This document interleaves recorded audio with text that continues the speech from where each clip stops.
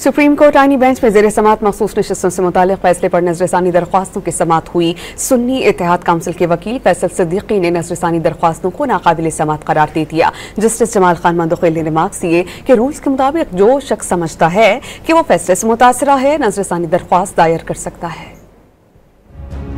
Supreme court के justice Aminuddin Khan की सरबराही में 11 रुकनी आईनी बेंच ने मखसूस नशिस्तों के फैसले के खिलाफ नजरसानी दरख्वास्तों पर समाअत की। दौरान समाअत सुन्नी इत्तेहाद काउंसिल के वकील फैसल सिद्दीकी से जस्टिस जमाल मंदुखेल ने सवाल किया कि आप नजरसानी की हिमायत कर रहे हैं या मुखालिफत। फैसल सिद्दीकी ने मौके इख्तियार किया कि मैं जस्टिस मंदुखेल के फैसले की किसी हद तक हिमायत कर रहा हूँ, कभी कभार हार कर भी जीत जाते हैं। जस्टिस अमीनुद्दीन खान ने रिमार्क्स दिए, सबसे ज्यादा मुतासिरा आप थे। जस्टिस जमाल मंदुखेल ने पीटीआई वकील सलमान अकरम राजा से मुकालमा करते हुए कहा कि मरकजी केस में आप पीटीआई की तरफ से सुन्नी इत्तेहाद काउंसिल को सपोर्ट कर रहे थे, आज ये आपको सपोर्ट कर रहे हैं। मखदूम अली खान ने इतराज उठाया कि दरख्वास्त पेशावर हाई कोर्ट में काबिल समाअत नहीं थी। दौरान समाअत जस्टिस जमाल मंदुखेल ने सवाल किया, इंतखाबी निशान न देना इलेक्शन कमीशन का फैसला था या सुप्रीम कोर्ट का। फैसल सिद्दीकी ने कहा, इंतखाबी निशान न देना इलेक्शन कमीशन का फैसला था। इलेक्शन कमीशन ने तहरीक इंसाफ के इंट्रा पार्टी इंतखाबात नहीं माने। इलेक्शन कमीशन ने तहरीक इंसाफ से निशान छीन लिया। ये वो नुक्ता है जहाँ से तनाज़ा शुरू हुआ। दौरान समाअत जस्टिस जमाल मंदुखेल के एक सवाल पर फैसल सिद्दीकी ने कहा कि शुक्र है